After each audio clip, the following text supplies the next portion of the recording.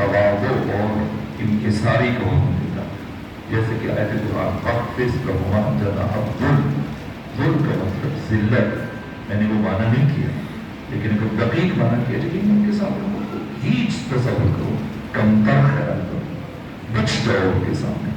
ان کے سامنے اپنی کوئی اگر آپ عہدے میں منصب میں خود انسان چیف منسٹر بن گیا، پرائم منسٹر بن گیا، پریزیڈنٹ بن گیا، جرنیل ہے، فقیر بن جائے، مجتہد بن جائے، برجر بن جائے، باپ مزدور ہے، کھیتی باڑی کرتا ہے، یا ایک سادہ لوگ ان پڑھ ہے، اب اسے حق نہیں کہ وہاں پہ آ کے اپنے منصب کی طرح سے نہ ہر چیز الگ رکھ کر یہاں اولاد ہے.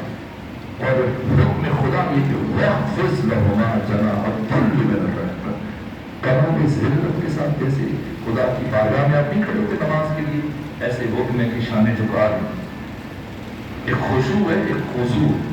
خضوع جسمانی ادب کو نماز میں خضوع کہتے ہیں، قلبی ادب کو خشوع کہتے ہیں.